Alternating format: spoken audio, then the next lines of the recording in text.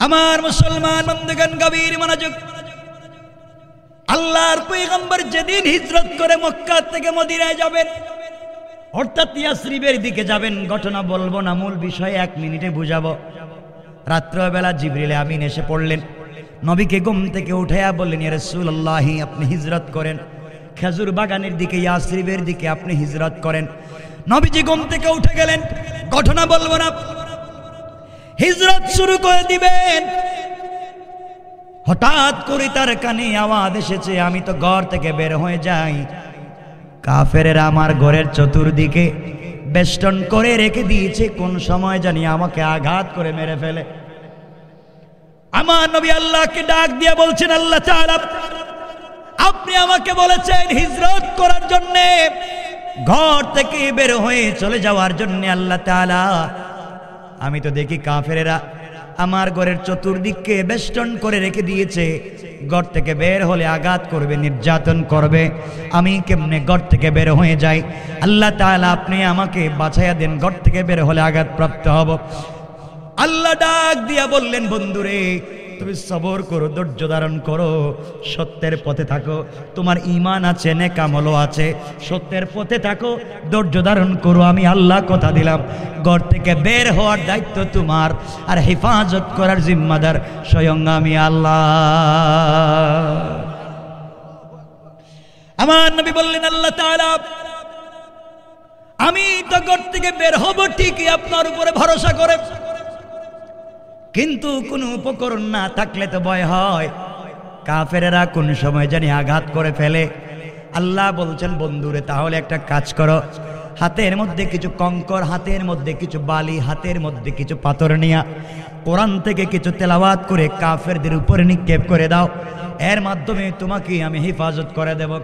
পয়গম্বর আরবি আল্লাহকে ডাক দিয়া বলছেন, আল্লাহ তাআলা হাতের মধ্যে যদি কঙ্কর নেই, বালি নেই, পাথর নেই, কোরআন থেকে তিলাওয়াত করে কাফেরদের উপরে যদি আমি নিক্ষেপ করি, যেদিকে নিক্ষেপ করব একদিকেই যাবে।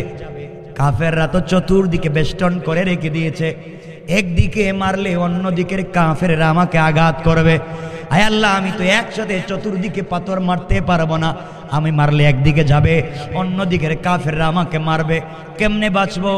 আল্লাহ বললেন, বন্ধুরে তোমার কাজ হলো হাতের মধ্যে পাথর নিয়ে একদিকে নিক্ষেপ করা, আর আমি আল্লাহর দায়িত্ব হলো সকল পাথরগুলাকে সকল কাফেরদের চুকে চুকে পৌঁছে দেওয়া। আল্লাহু আকবার। কারণ তোমার ঈমান আছে, নেক আমল আছে, সত্যের পথে আছো, ধৈর্য ধারণ করে আছো। 4 আমল যারা করবে তারা ক্ষতিগ্রস্ত হতে পারে। তাফসীর মনে বুঝেন নাই, ক্ষতিগ্রস্ত হতে পারে, এটাই তো মূল শিক্ষা। আমার বন্ধুগণ, এবার বিশ্বনবী হাতের মধ্যে কিছু পাথর নিলেন, দরজা খুললেন, কোরআন থেকে কিছু তেলাওয়াত করলেন, পাথরের মধ্যে ফুঁক দিলেন, সামনে কাফেরদের সামনে নিক্ষেপ করে দিলেন। তাকায়া দেখেন সকল চতুর্দিকের কাফেরদের চোখে পাথর পৌঁছে গিয়েছে, চোখ রগড়াতে লাগলো, চোখ মুছতে লাগলো। নবীজি আশ্চর্য হয়ে গেলেন, একদিকে মারলাম, চতুর্দিকে কেমনে গেল বুঝি নাই। আমার নবী পৌঁছে গেলেন মদিনায়। একদিন আল্লাহ সুযোগ বুঝে আমার নবীকে ডাক দিয়ে বলছেন, বন্ধুরে জবাব দাও, ওই দিন তুমি কেমনে আসলে? তুমি তো একদিকে মারছিলা, চতুর্দিকের কাফেরদের চোখে কেমনে পৌঁছে গিয়েছে তুমি একটু বলো।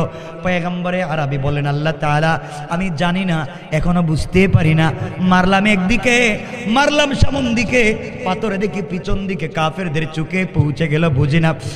আমার আল্লাহ জবাব দিলেন, বন্ধুরে তাহলে শোনো, আমার রামাইতা ইয রামাইতা ওয়ালাকিন্নাল্লাহ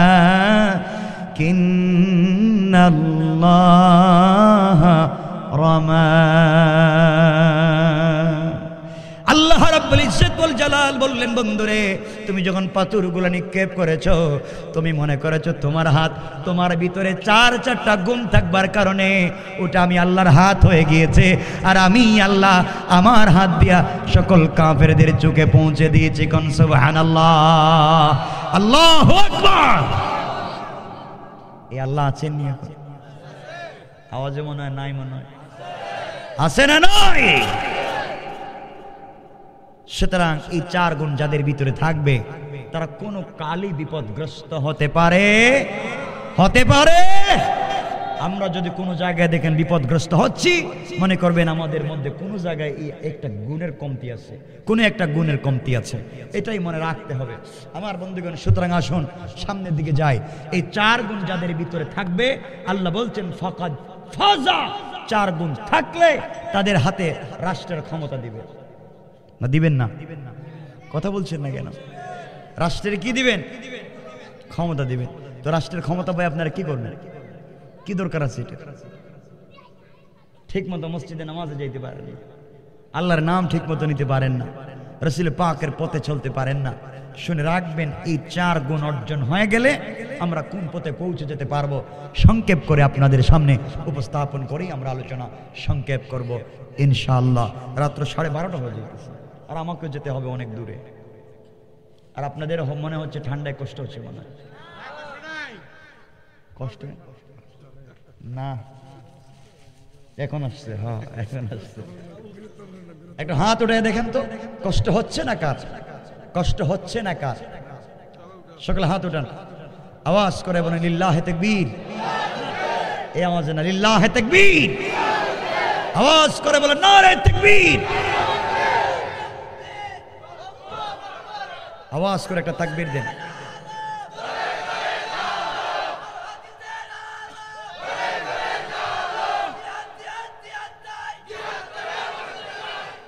দরকার নেই, আমি জানি জিয়াদ আরম বইলে কই থাকবেন আপনারা, আমাদের জানা আছে, ওগুলো বাদ দেন। টেলিফোন বন্ধ করে শ্বশুর বাড়ি যাইবেন, কই যাইবেন? এগুলো বাদ। আমরা সমাজ বিনির্মাণের চেষ্টা করব। আমরা সন্ত্রাসবাদ, জঙ্গিবাদ এগুলাকে না বলবো। মাদকের সাথে আমাদের সম্পর্ক থাকবে না, ঠিক কিনা বলেন? যুবকেরা শোনো, আমরা এই জাতি যদি আমরা ঠিক মতো রাস্তায় নেমে যেতে পারি, আল্লাহর তাওহীদকে বিশ্বাস করি, আমাদের মতো যুবক সাদ বিন আবি ওয়াক্কাস আরব দেশ পার হয়ে, নদী আর সাগর পার হয়ে আফ্রিকার জঙ্গলেও ইসলামের পতাকা উড়িয়েছেন, ঠিক কিনা বলেন? এই চট্টগ্রামেও আরব দেশ থেকে ইসলামের বিজয় নিয়ে এসেছিলেন মহামনীষীরা। আজ ইসলাম টিকে আছে। ইসলামকে দরবার আর খানকার ভিতরে রাখতে চাই না, ঠিক কিনা বলেন? আমরা তো ইসলামরা খানকার ভিতরে ঢুকে রেখে দিছি। উনি এই পীরের মুরিদ, উনি এই পীরের মুরিদ। এই পিসাবরে দেখতে পারেন, এই পিসাবরে কাফির, এই পিসাবরে ইহুদি। এই টুপি পরা যাবে না, ওই টুপি পরা যাবে না, এই পাঞ্জাবি পরা যাবে না, এই পাগড়ি পরা যাবে না, এই মাই ঠেলাঠেলি কিলে কিলে আছে না নাই? আছে না নাই? সব বাদ দাও, সব বাদ দাও। একজনের কাপড় নাই, ল্যাংটা উলঙ্গ, এই অবস্থায় তার নামাজ পড়া লাগবে। কাপড়ের দরকারই নেই, অজু নাই, তায়াম্মুম নাই, বিনা অজুতে বিনা কাপড়ে নামাজ পড়া লাগবে। আপনি আছেন পাঞ্জাবি নিয়ে মারামারি, টুপি নিয়ে মারামারি, বাদ দেন। আর মুসলমানকে বিভক্ত করবেন না। আল্লাহকে ওয়াস্তে যারা আমাদের জবাই করা পশুর গোশত খায়, যারা আমাদের কিবলার দিকে মুখ করে ইবাদত করে সালাত পড়ে, তারা আমাদের ভাই। বলেন তারা আমাদের কি? তারা আমাদের কি? আর মারামারি করার দরকার, ফিতনা বাদ দেন। আসুন আমরা সামনের দিকে যাই। আমার মুসলমান বন্ধুগণ, গভীর মনোযোগ যে কথা বলতে চাইলাম, পারস্যের বাদশা চিঠি দিয়েছে, রাসূল পাক জবাব দিতে গেলেন। আমার বন্ধুগণ, এক পর্যায়ে রাসূল পাকের ইন্তেকাল হয়ে গেল, ওফাত হয়ে গেল, দুনিয়ার জমিন থেকে বিদায় নিলেন। আবু বকরের যুগ চলে আসলো, আবু বকর বিদায় নিলেন। খলিফাতুল মুসলিমিন আমিরুল মুমিনিন হযরত ওমরের যুগ চলে আসলো। আমার বন্ধুগণ, ওমরের যুগ চলে আসার পরে হযরত ওমরের মাথায় তো ওই রক্ত। আমার নবীকে পারস্যের বাদশা চিঠি দিয়েছে, দীর্ঘদিন আগে জবাব দিতে পারলাম না। আজ আমার কাছে ক্ষমতা, আজ আমি দেখব কাফের বেঈমানদের ক্ষমতা কত। এই জন্য তিনি 17 জন মুসলমানকে একত্রিত করলেন, 17 জন মুসলমানদেরকে একত্রিত করলেন। তাদের নেতৃত্বে দিলেন তরুণ একজন সাহাবী, যার নাম আব্দুল্লাহ বিন হুযাফা রাদিয়াল্লাহু তাআলা আনহু। আব্দুল্লাহ বিন হুযাফা তরুণ সাহাবী, দাড়ি মাত্র উঠতেছে, 17, 15, 16 বছরের যুবক তরুণ। তাকে বললেন, আব্দুল্লাহ বিন হুযাফা শোনো, পারস্য বাদশা তোমরা ছোট ছিলে, পারস্যের বাদশা আমার নবীকে হুমকি দিয়েছে, গালি দিয়েছে, জবাব দিতে পারলাম না ওই দিন।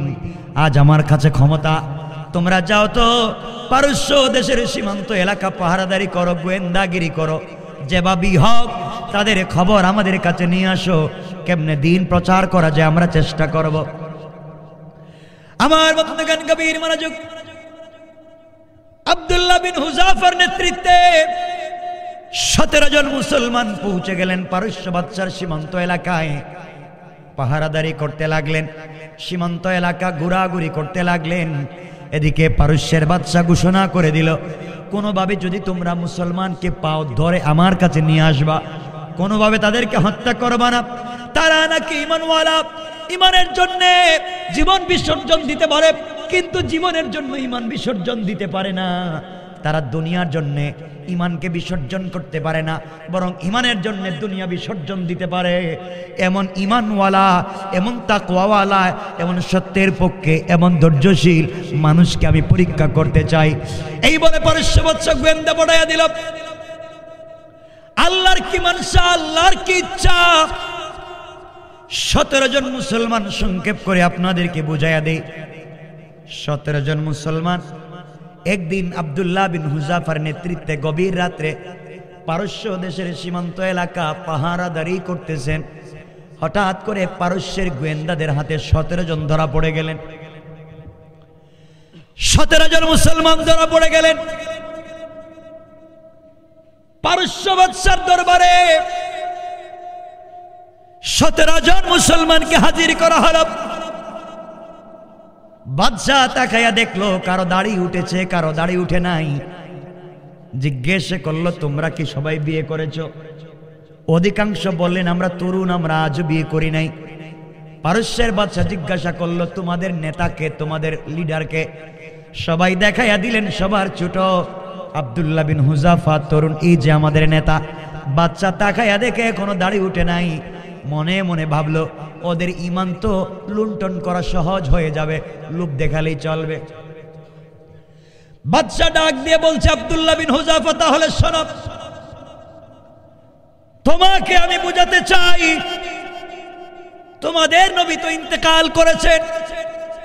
মনে করো তোমাদের নবী জিন্দা আছেন, শুধু মনে করো, বাস্তব না। মনে করো তোমাদের নবী জিন্দা, তার উপরে আক্রমণ হচ্ছে, তোমার কিছু যায় আসে না, প্রতিবাদ করবে না, এতটুকুন মনে করলেই চলবে। আব্দুল্লাহ বিন হুযাফা পারস্য বাদশার সামনে দাঁড়িয়ে গেলেন। কেমন ঈমান, কেমন সত্যবাদিতা বুঝাতে চাই। দাঁড়িয়ে বললেন, বেওকুফ, বেয়াদব, পারস্যের নিমক হারাম বাদশা, তুমি মনে করেছ আমার নবী জিন্দা থাকবে আর আমরা জীবিত থাকা অবস্থায় আমার নবীকে কেউ গালি দিবে আমরা সহ্য করব? তুমি আমার বডিতে 1 কোটি তীর নিক্ষেপ করতে পারো, আঘাতে আঘাতে হত্যা করতে পারো, আমার নবীকে জিন্দা থাকা অবস্থায় কেউ গালি দিবে, জীবিত থাকতে 1 মিনিটের জন্য মেনে নেওয়া যায় না। ঠিক কিনা বলেন? বাদশা দেখলো ব্যাপার তো বহুত গরম, তাদের নবী ইন্তেকাল করেছেন, সেই নবীর ব্যাপারে এমন কোথাও তারা সহ্য করতে পারে না। প্রথম নম্বরে ফেল করলো। এবার বলছে, তার উপদেষ্টা পরিষদকে ডেকে বলল, শোনো রে, যেভাবেই হোক ওদের ঈমান নষ্ট করা লাগবে, কি করা যায়? সবাই পরামর্শ দিল, বাদশা জাহাপনা, এরা জওয়ান ছেলে, তরুণ ছেলে, আর তরুণদের ঈমান নষ্ট করার জন্য সুন্দরী নর্তকী যুবতী তরুণী সুরসীদের দ্বারা প্রয়োজন হবে, ওদের দিয়েই নষ্ট করা যায়। আমার বন্ধুগণ, বাদশাহ বলল, কি করা যায়? 17টা রুম তৈরি করো, বিশ্ব সুন্দরী মেয়েদেরকে টাকার বিনিময়ে কিনে আনো, আর অর্ধ উলঙ্গ করে এদের রুমের ভিতরে ঢুকাইয়া দাও। কোনোভাবে যদি এদের চরিত্র নষ্ট করতে পারে, কারণ কোন ইসলামিক নেতার চরিত্র খারাপ হলে চলবে না। পৃথিবীতে আল্লাহ যত ইসলামিক লিডার তৈরি করেছেন, কারো চরিত্রের মধ্যে স্পট ছিল না। সুতরাং ইসলামী নেতৃত্বের লিডার যারা হবেন, তাদের চরিত্রের মধ্যে কোনো ধরনের অশ্লীলতা থাকবে না। কোন ঠিক কিনা? ঠিক কিনা বলেন? কথা কি বুঝাইতে পারতেছি কিনা আল্লাহ জানে। আমার মুসলমান বন্ধুগণ, যুগে যুগে এই ধরনের পরীক্ষা এসেছে। পারস্য বাদশা 17টা রুম করে 17 জন মুসলমানকে রুমের ভিতরে শিকল লাগাইয়া দিয়ে ফেলেছে। আমার বন্ধুগণ, আব্দুল্লাহ বিন হুযাফার রুমে আব্দুল্লাহ বিন হুযাফাকে ছেড়ে দিয়েছে। রাত্রবেলা বিশ্ব সুন্দরী মেয়েদেরকে টাকার বিনিময়ে কিনে এনে রুমের ভিতরে ঢুকাইয়া বলছে, যে ভাবেই হোক আব্দুল্লাহ বিন হুযাফার চরিত্র নষ্ট করো, বিনিময়ে যা চাইবা তাই পাইবা। আমার বন্ধুগণ, গভীর রজনীতে বিশ্ব সুন্দরী মেয়ে আব্দুল্লাহ বিন হুযাফার রুমে প্রবেশ করেছে। যে ভাবেই হোক তরুণ নেতৃত্বকে ধ্বংস করে দিতে চায়। আজও বাংলাদেশের জমিনে তরুণ সম্ভাবনাময়ী তরুণ নেতৃত্বকে ধ্বংস করবার জন্য সুকৌশলে নারীদেরকে পিছনে লাগাইয়া ধ্বংস করবার পায়ে তারা চলতেছে। ঠিক কিনা আওয়াজ করে বলেন? এই কৌশল দিয়ে কাজ হবে না। আমার বন্ধুগণ, যারা কৌশল করে দিনকে মুছে দিতে চায়, আল্লাহ রাব্বুল ইজ্জত ওয়াল জালাল বলছেন, ওয়া মাকারু ওয়া মাকারাল্লাহ ওয়াল্লাহু খায়রুল মাকিরিন। আল্লাহ রাব্বুল ইজ্জত ওয়াল জালাল বলেছেন, যারা কৌশল করে দিনকে মুছে দিতে চায়, ওরা জানে না ওদের কৌশলের চাইতে আমি আল্লাহর কৌশল আরো বড়। কোন সুবহানাল্লাহ, আল্লাহু আকবার বলেন। আমার মুসলমান বন্ধুগণ, গভীর রজনীতে আব্দুল্লাহ বিন হুযাফার ঘরে এই ষোড়শী তরুণী বিশ্ব সুন্দরী মেয়ে প্রবেশ করেছে। দামি স্প্রে ইউজ করেছে, পারফিউম ইউজ করেছে, অর্ধ উলঙ্গ অলঙ্কার জেওয়ার অলঙ্কার আছে, জেওয়ার আছে, অর্নামেন্টস আছে, জুয়েলারি আছে, এক্সট্রা ডিজাইন করে স্টাইলিস্ট হয়ে রুমের ভিতরে প্রবেশ করেছে। ঘরের ভিতরে প্রবেশ করে দেখে তরুণ নেতৃত্বের তরুণ নেতা আব্দুল্লাহ বিন হুযাফা জেলের ভিতরে দাঁড়ায়া দাঁড়ায়া তেলাওয়াত করে নামাজ পড়ে যায়। আল্লাহু আকবার বলেন, আল্লাহু আকবার। এই বিশ্ব সুন্দরী মেয়ে ঘরের ভিতরে প্রবেশ করে আব্দুল্লাহ বিন হুযাফার চতুর্দিকে একবার ঘোরাঘুরি করলো, কোনোভাবে আকৃষ্ট করতে পারে না, আকর্ষণ তৈরি করতে পারে না। শেষ পর্যন্ত বলল, ঠিক আছে। আব্দুল্লাহ বিন হুযাফার ডাইন পার্শ্বে উলঙ্গ হয়ে বসে পড়ল। সালাম তো ডান দিকে ফিরাবেন, আমাকে দেখলে হয়তো নামাজ নষ্ট হয়ে যাবে, এই চিন্তা করে বসে আছে। আমার বন্ধুগণ, আমার মুসলমান ভাইরা, আব্দুল্লাহ বিন হুযাফা 2 রাকাত নামাজ পড়ে ডান দিকে সালাম ফিরাইয়া বাম দিকে সালাম ফিরাইয়া আবার আল্লাহু আকবার বলে আবার নামাজের মধ্যে দাঁড়িয়ে গেলেন। কে এসেছে, কে বসেছে, কারো দিকে তাকালেন না। আল্লাহু আকবার। মেয়ে চিন্তা করলো, ব্যাপারটা কি? আমাকে পাওয়ার জন্য কোটি কোটি টাকা মানুষ খরচ করে, আর আমি বেচারার রুমে বসে উলঙ্গ হয়ে বসে আছে, আমার দিকে তাকালো না। আব্দুল্লাহ বিন হুযাফা বললেন, আমি কোরআন তেলাওয়াত শুরু করলাম, আর মনে মনে ভাবলাম আজকের 2 রাকাত নামাজে কোরআনকে খতম করে ছাড়বই। আল্লাহু আকবার। মেয়েটা দাঁড়িয়ে আছে। আব্দুল্লাহ বিন হুযাফা নামাজ পড়তেই লাগলেন। সকাল হয়ে যাচ্ছে, কোনোভাবে মেয়েটা আকৃষ্ট করতে পারল না। ভোরবেলা রুম থেকে বের হয়ে বাদশার দরবারে দাঁড়ায়া বলছে, ও বাদশা জাহাপনা, টাকার বিনিময়ে কার কাছে আমাকে পাঠাইছিলা ঈমান নষ্ট করার জন্য? এরা তো মানুষ হতে পারে না, এরা তো আল্লাহর রহমতের ফেরেশতা হবে, এদের ঈমান নষ্ট করা যায় না। আমি যদি আরো 1 ঘন্টা থাকতাম, ঈমান তো নষ্ট করতে পারতাম না, বরং তার আকর্ষণে আকৃষ্ট হয়ে আমিও কালেমা পড়ে মুসলমান হয়ে যেতাম। আল্লাহু আকবার। আচ্ছা, চিন্তা করে ব্যাপার কি? ইল্লাল্লাযীনা আমানু ওয়া আমিলুস সালিহাত ওয়া তাওয়াসাউ বিল হক। হকের উপরে থাকো, ওয়া তাওয়াসাউ বিস সাবর। জালেমের জুলুমে ধৈর্য ধরো, ইনশাআল্লাহ ক্ষতিগ্রস্ত হবে না। আমার বন্ধুগণ, বাদশা দেখলো ফেল। কি ফেল না ফাঁস? কথা বলেন না কেন? ফেল। তৃতীয় নাম্বার বললো, আব্দুল্লাহ এদিকে আয়, এক কাজ করো, তোমাকে ছাইড়া দিব। তোমাদেরকে ছেড়ে দিব। একটাবার কালিমা ছেড়ে দাও, কালিমা ছেড়ে দিলেই দেশের মালিক তোমারে বানায় দিন, পুরা পারস্য তোমার নামে লিখে দিন। আর আমার একমাত্র মেয়ে, এই মেয়েকে তোমার কাছে বিয়ে দিব, তুমি আমার মেয়ের জামাই, গোটা জিন্দেগি দেশ তোমার। বলো না কালিমাটা ছেড়ে দাও। আব্দুল্লাহ ডাক দিয়ে বললেন, বাদশা তাহলে শোনো, তুমি তোমার পারস্যের কথা আমাকে বলেছ, আসমানের চন্দ্র সূর্য যদি আমার এক হাতে উঠাইয়া দাও, আর এক হাতে গোটা দুনিয়া রেজিস্ট্রি করে দাও, সবকিছু লাত্তি দিয়ে ফেলে দিতে পারি, 1 মিনিটের জন্য আল্লাহর কালিমা ছেড়ে দেওয়া যায় না। আল্লাহু আকবার। আমরা বলতে পারি আমাদেরকে হামলা মামলা জেল জুলুম আমাদের উপরে নির্যাতনের স্টিম রুলার চালাতে পারো, বিকলাঙ্গ হয়ে যেতে পারি, 1 কোটি গুলির সামনে দাঁড়িয়ে কালিমার পতাকা উড়ে যাব, ঠিক কিনা আওয়াজ করে বলে।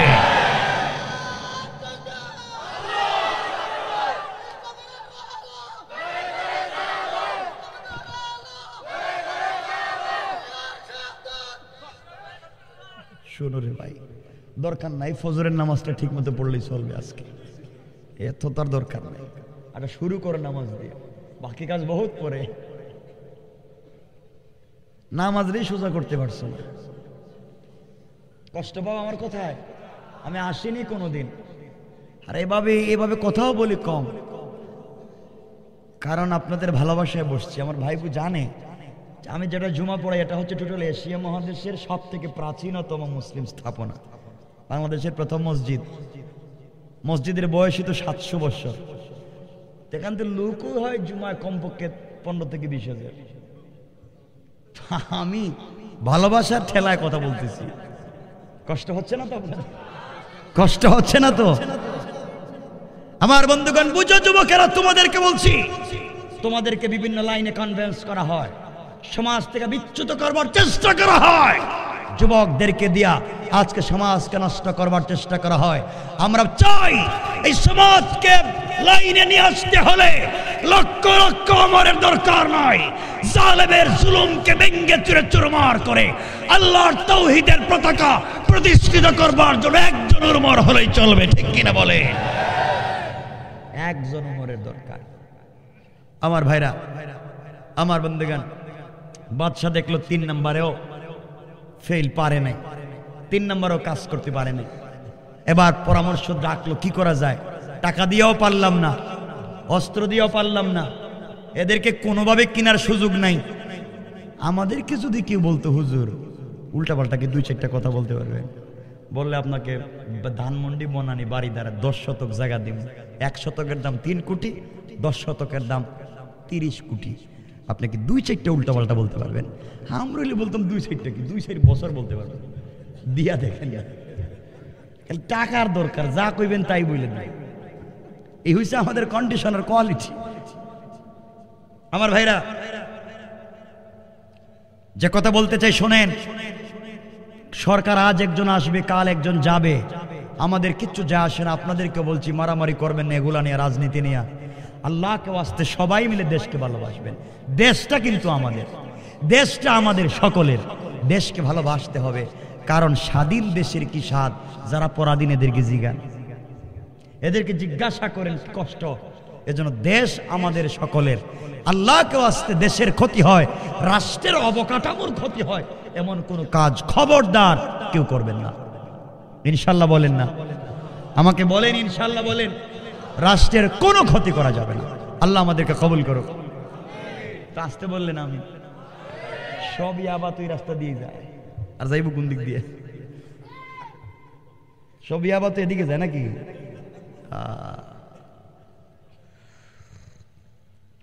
আগে মসজিদে নামাজে মুসল্লিদের পকেটে মেসওয়াক থাকতো, এখন হেদের পকেটে ইয়াবা থাকে। সালাম ফিরে কয়ে আসে আমার কাছে, নিবেনি?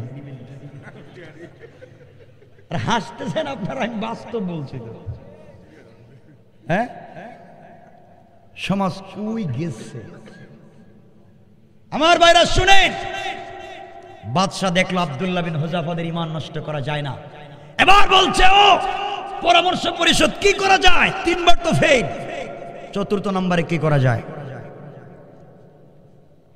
বাদশাদের খাবার বন্ধ করে দেন, একবারে পানি দানা কিচ্ছু দেওয়া যাবে না, খাবার যখন নাই হয়ে যাবে এরা ফতোয়া দিবে জান বাঁচানোর জন্য সব খাওয়া যায়। ঠিক কিনা বলেন? ঠিক কই বললেন? এ তো ফতোয়া আপনারা বানাইছেন। ইসলাম কি বলছে দেখেন। আমার বন্ধুগণ গভীর মনোযোগ, সব বন্ধ করে দেয়া হলো। বাদশাহ বলে দিল, যখন তোমরা জানতে পারবে এরা মরে যাচ্ছে, আজকে 1 ঘন্টার ভিতরে খাবার না দিলে মরে যাবে, আমার কাছে তোমরা রিপোর্ট করবে ওরা মরে যাবে। আমার ভাইয়ের এক পর্যায়ে ডাক্তার লাগাইয়া দিল। 1 দিন 2 দিন না, দীর্ঘ 21 দিন পর্যন্ত হাত পা বাঁধা, খাবার নাই, পানি নাই। ইমানের জন্য তারা কত কষ্ট করলেন। 19 দিন পর্যন্ত কোনো খাবার নাই। 21 নম্বর দিনে ডাক্তার বলতেছে 1 ঘন্টার ভিতরে খাবার না দিলে 17 জন মরে যাবে। বাদশার দরবারে খবর পৌঁছে দেওয়া হলো। বাদশাহ 2টা খাবার 17 জন মুসলমানদের জন্য পাঠাইয়া দিল। আর ডাক্তারকে বলে দিয়েছে, ডাক্তার বলে দিবা কি খাবার আছে। মুসলমানদের সামনে খাবার পৌঁছে দেওয়া হলো। 21 দিনের না খাওয়া মানুষ, পানি নাই, দানা নাই, তাদের সামনে খাবার পৌঁছে দেওয়া হয়েছে। আব্দুল্লাহ বিন হুযাফা বললেন, কি খাবার নিয়ে এসেছো? একজন ডাক্তার বলছে, আব্দুল্লাহ রে, এক জায়গায় আছে মদ মিশ্রিত পানি, আর অপর পেয়ালায় আছে শুকরের বুনা গোশত। শুকরের বুনা গোশত আর মদ মিশ্রিত পানি, দুটোটা হালাল না হারাম? আওয়াজ করে বলেন, দুটোটা হারাম। আনা দাঈফা। কাফের বেঈমানেরা যত কৌশল করে, সবগুলা কৌশল আল্লাহর কাছে মশা মাছির চাইতে আরো বেশি দুর্বল। কোন সুবহানাল্লাহ। হযরত আব্দুল্লাহ বিন হুযাফা বললেন, কি বললি? ডাক্তার বলছে মদ মিশ্রিত পানি আর শুকরের ভুনা গোশত। আব্দুল্লাহ বিন হুযাফা বললেন, শোনো রে, দাঁড়াতে পারি না, বসতে পারি না, এত দুর্বল হয়েছি। তোমরা মনে করেছো মৃত্যুর সময় হারাম খাওয়াইয়া ঈমান নষ্ট করবে। এই কথা বলে হামাগুড়ি দিয়ে বসে গেলেন আব্দুল্লাহ বিন হুযাফা। 21 দিনের না খাওয়া যুবক হেলান দিয়ে বসে গিয়া ডাক দিয়ে বলছেন, বেয়াদব, 1 সেকেন্ডের ভিতরে হারাম খাবার চোখের সামনে থেকে সরাইয়া দে, নচেত একটা লাত্তি দিয়ে। দেশ দিতে চাইলাম, নিতে চাইল না। তাদের নবীরে গালি দিতে চাইলাম, তাও মানতে চায় না। এরপরে নারী ঢুকাইয়া ঈমান নষ্ট করতে চাইলাম, তাও পারলাম না। খাবার বন্ধ করে চাইলাম, তাও কাজ হইতেছে। এখন কি করা যায়? পরামর্শ পরিষদ বসে মিটিং করে সিদ্ধান্ত দিল, বাদশাহ এক কাজ করেন, এদের জন্য 17টা ফাঁসির মঞ্চ করেন, সবগুলোর ফাঁস লাগাই দেন। ঠিক আছে, ফাঁসির দড়ি দেখলে কারো ঈমান ঠিক থাকবে না। আরে বুকা, জানিস না তুই, আমরা তো এই দড়ির সামনেই তো কালিমা পড়তে জানি। ঠিক কিনা? আওয়াজ করে বলেন। পাগলা তো বুঝে না এগুলো, মনে জানে নাই। আমার বন্ধুগণ, এক পর্যায়ে এই 17 জন মুসলমান, এখন 17টা ফাঁসির দড়ি তৈরি করা হয়েছে। কয়টা? আমার মুসলমান বন্ধুগণ গভীর মনোযোগ, 17টা ফাঁসির দড়ি তৈরি করা হলো। সর্বপ্রথম আব্দুল্লাহ বিন হুযাফার হাত পা বাঁধা হচ্ছে, দড়িতে ঝুলিয়ে তাকে হত্যা করা হবে। হাত পা বেঁধে যখন দড়ির দিকে নিয়ে যাওয়া হয়, আব্দুল্লাহ বিন হুযাফা মুচকে মুচকে হাসতেছেন, বাদশার চেহারার দিকে তাকাচ্ছেন। পারস্য বাদশা চিন্তা করে, মরবার সময় দেখি আমাকে নিয়ে টিটকারি করে, মরার সময় কাঁদবে, এখন দেখি হাসে। ব্যাপার কি? ফাঁসির দড়ি দেখলে তো এমনি আউট হয়ে যাওয়ার কথা, অজ্ঞান হয়ে যাওয়ার কথা, হার্ট ফেল করার কথা, এখন দেখি হাসে। ডাক দিয়া বলতেছে, থামো, আরে জিজ্ঞাসা করে হাসে কেন? আব্দুল্লাহ বিন হুযাফার গলাকে যখন ফাঁসির দড়িতে লাগানো হয়, তখন মুচকি মুচকি হাসতেছে, চেহারাটা কত নুরানি। বাদশা বলতেছে, হাসলে কেন আমাকে বল। আব্দুল্লাহ ডাক দিয়ে বললেন, বুকারে, যার জন্য জীবন দিতে যাই, তুমি যে আমার জন্য এত দয়া করেছো আমি আগে জানতাম না। আমি যার জন্য ঈমান এনেছি, যে আল্লাহকে না দেখে তো কষ্ট করেছি, তুমি আমাকে হত্যা করলে আমি মরব না, বরং আমি সেই রবের কাছে পৌঁছে যেতে চাই। আমি যে রাসূলের জন্য জীবন দিতে যাই, সেই রাসূল তো আমার জন্য অপেক্ষা করতেছেন। আমি যে আল্লাহর জন্য ঈমান দিতে যাই, জীবন দিতে যাই, এই আল্লাহ তো আমার জন্য অপেক্ষা করতেছেন। আমাকে ফাঁসির দড়িতে ঝুলাইয়া দিলে আমি মরে যাই না, আমি তো বেঁচে যাই, অনেক আকাম কুকাম থেকে বেঁচে জান্নাতে চলে যাব। যত তাড়াতাড়ি পারো আমাকে ফাঁসি লাগাইয়া দাও, আমি মরবো না, আমি আমার আল্লাহর কাছে চলে যাব। বাদশা তাকায়া দেখি এটা কি, এটা মরিয়াও তো মরে না। সুবহানাল্লাহ বললেন না? তো মরেও দেখা যায় জিন্দা। কয়ে এদের ছাইরা দিই, এদের কে পাবেন আর একটু শক্ত করে মারা দরকার। তো ফাঁসি দিলে কই বাঁচবে?